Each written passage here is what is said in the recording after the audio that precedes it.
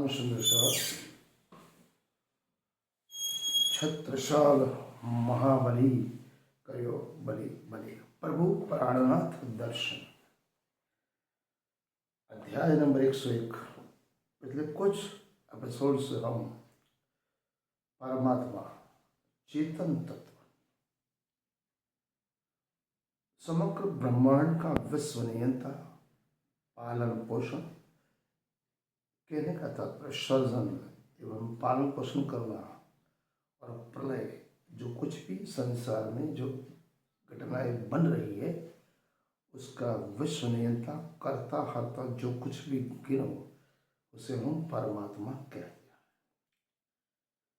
इस समग्र ब्रह्मांड में दुनिया में मनुष्य परमात्मा की उत्कृष्ट संतान उत्कृष्ट रचना उनके मानस पुत्र होने के बावजूद मनुष्य अपने आप को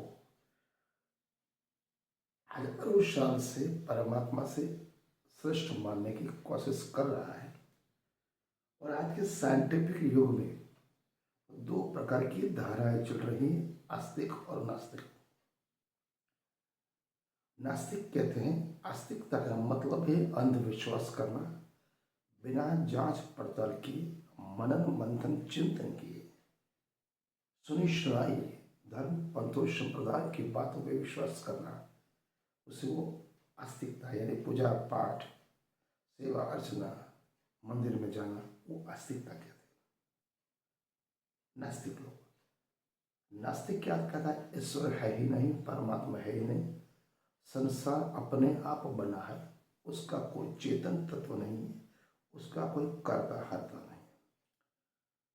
तो अध्यात्म एवं दर्शन में पूरे मनन मंथन और चिंतन करने के बाद इस संसार की रचना एक तत्व परम तत्व जिनमें धर्म अध्यात्म दर्शन में परमात्मा कहते हैं। तो मनन चिंतन करने के बाद हजारों साल से ऋषि मुनि रानी जी ने बताया है इस संसार का निर्माता वो एक चेतन तत्व है, करता है, जिसकी वजह से कार्य प्रणाली से इस सुनियोजित सुव्यवस्थित अपने टाइम टेबल के हिसाब से ये संसार बना। उसी संसार को बनाने वाला जिसको आज तक किसी ने देखा नहीं, अनुभूति कर सकते हो, उसी को धर्म और अध्यात्म दर्शन में परमात्मा कहते हैं। आज का विज्ञान के तौर पर हम ये साबित करने की कोशिश करेंगे कि परमात्मा विज्ञान बड़े बड़े साइंटिस्टों ने भी स्वीकारा है। सर आइजक न्यूटन भौतिक शास्त्री, भौतिक साइंटिस्ट, नोबेल विजेता, उन्होंने अपने ग्रेविटेशनल फोर्स गुरुत्वाकर्षण के नियम फोर्स ऑन मोशन, फोर्स का मतलब होता है बल, मोशन का मतलब होता है गति, उसके नियम में उन्होंने साथ हम इसको कंपैरिजन करेंगे। और जो नास्तिक लोग बोल रहे हैं कि संसार अपने आप बन गया है उसकी हम तुलना करेंगे। न्यूटन का नियम क्या कहता है? A body in a state of rest और of motion will continue in it state of rest और of motion until an external force is applied. Motion until an external force is applied. अर्थात Newton क्या कहते हैं? कोई भी स्थिर पदार्थ तब तक वो स्थिर अवस्था में रहेगा जब तक उसको बाहरी किसी पदार्थ से या बल से गति देने न आए। उसी तरह अगर कोई भी गतिशील पदार्थ, कोई पदार्थ गति कर रहा है, वो तब तक रुक नहीं सकता जब तक उसको बाहरी ताकत से रुका ना जाए, जब तक बाह्य बल देना ना जाए। अभी प्रश्न होता है संसार बना, यह तो बन गया है, तो संसार के हर एक पार्ट में छोटे छोटे एटम्स और परमाणु है, वो जो अवस्था में थे परमाणु, तो उसको गति किसने दी? अगर परमाणु एक ही लिटी में गति कर रहे थे, जा रहे थे, तो वो जो गति कर रहे थे उसको परिवर्तन किसने किया, जिसके कारण सभी परमाणु इकट्ठे हुए संयोग बना, उससे एक पूरा पदार्थ बना जिसे हम पृथ्वी एवं अलग अलग पदार्थ में परिणमित करते हैं। क्योंकि न्यूटन क्या बताता है स्थिर पदार्थ को गति देना और गतिमान पदार्थ को रोकना। बराबर, कहने का तात्पर्य दोनों ही बाबतों में किसी में परिवर्तन रोकना या गति देना, मतलब कि परिवर्तन देना। जड़ पदार्थ को दे ही नहीं सकता, कोई चेतन तत्व ही दे सकता है। बराबर, तो वो कार्य किसी चेतन तत्व ने किया या नहीं किया। न्यूटन ने उक्त नियम में क्या बताया, साइंटिफिक तौर पर एक्सटर्नल फोर्स। कहने का तात्पर्य जाने अनजाने उसने कर्ता का स्वीकार किया कि बिना चेतन तत्व, बिना चेतन कार्य किसी भी स्थिर पदार्थ को रोका नहीं सकता एवं गतिशील पदार्थ को परिवर्तन दिशा बदली नहीं जा सकती। मतलब जाने अनजाने उन्होंने एक्सटर्नल फोर्स के हिसाब से कर्ता का स्वीकार किया, उसी कर्ता को चेतन तत्व कहते हैं।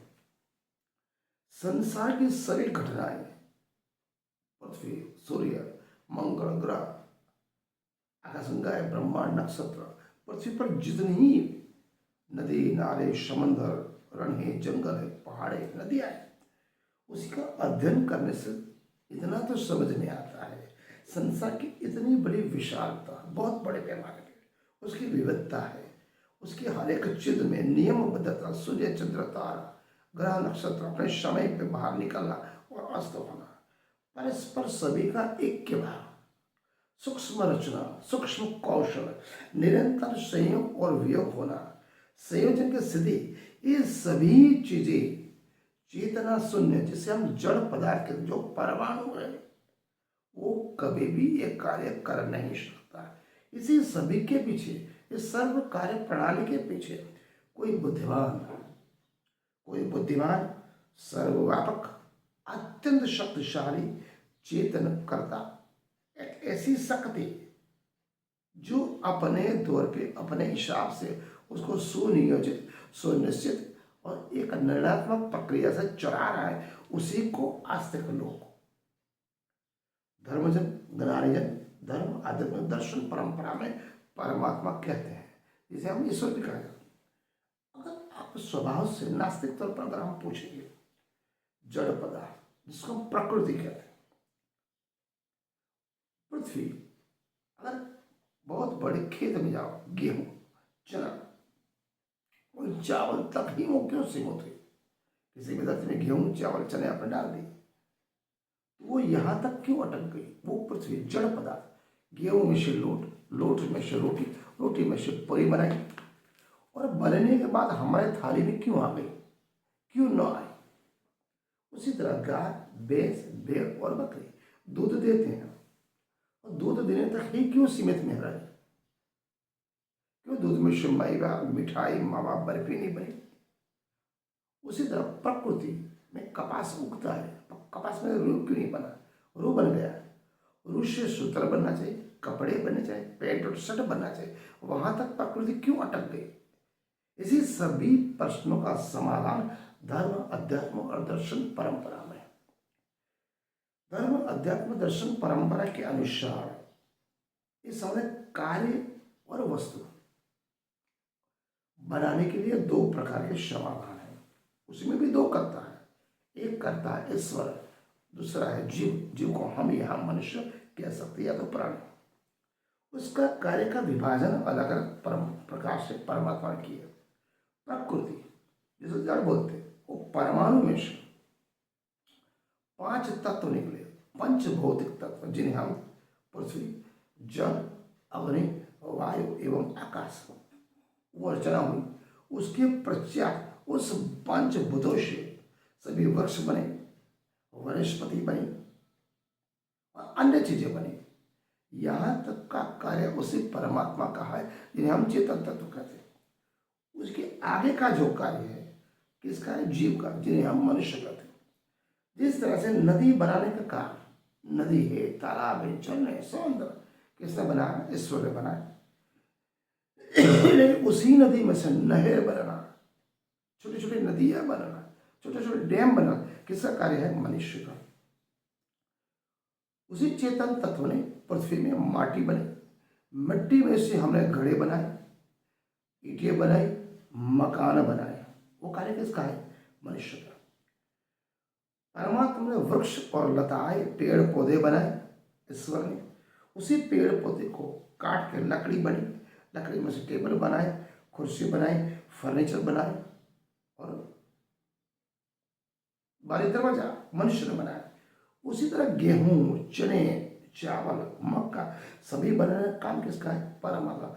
सूर्य और चंद्र, वर्षा ऋतु, शरद ऋतु, ग्रीष्म ऋतु, सभी निरंतर प्रक्रिया चल को बनाने का काम, करने का परमात्मा चेतन तत्व करता है। गेहूं में से रोटी बनाना, कपास में से कपड़े बनाना, वो काम मनुष्य को सौंपा गया है। उसी तरह हर जगह पे, हर एक कार्य में चेतन तत्व की आप हाजिर देख सकते। उसी चेतन तत्व को हम कर्ता और हर्ता कहते हैं, उसी को परमात्मा कहते हैं। यह आपको स्वीकार करना पड़ेगा। इसलिए ये नहीं आप कहते कि संसार अपने आप बन गया, उसका कोई कर्ता नहीं।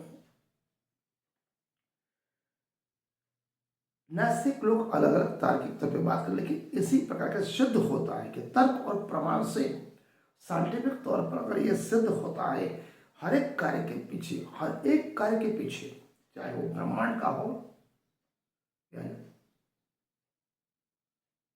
आकाश लगा का हो, उसके पीछे कोई न कोई चेतन तत्व, जिन्हें हम कर्ता कर कह सकते हैं, अवश्य होता है। बिना उसके नजरों तले टाइम टेबल, आज ब्रह्मांड में कोई चीज बन भी नहीं रही, मिट भी नहीं रही। इसलिए कहते हैं संसार अपने आप बन गया है, उसकी हर एक चीज वस्तु अपने आप बनी। ये बात सर्वथा निरर्थक है, झूठी साबित हो। इसी नियम के आधार पर हम ये कह सकते हैं संसार का कर्ता, हर्ता, सृजनहार, पालनहार और पलाय, जो कुछ भी घट रहा है, बढ़ रहा है या बनने वाला है, वो संसिद्ध, वो चेतन तत्व करता परमात्मा ईश्वर है। इस बात की व्यावहारिक और एक्सटर्नल फोर्स के हिसाब से साबित किया। आज का अध्याय थोड़ा कड़वा है, आपने मुझे सुना और चुने भी। अगर कोई त्रुटि तो आप बताइए, कोशिश करें। राम सुंदर।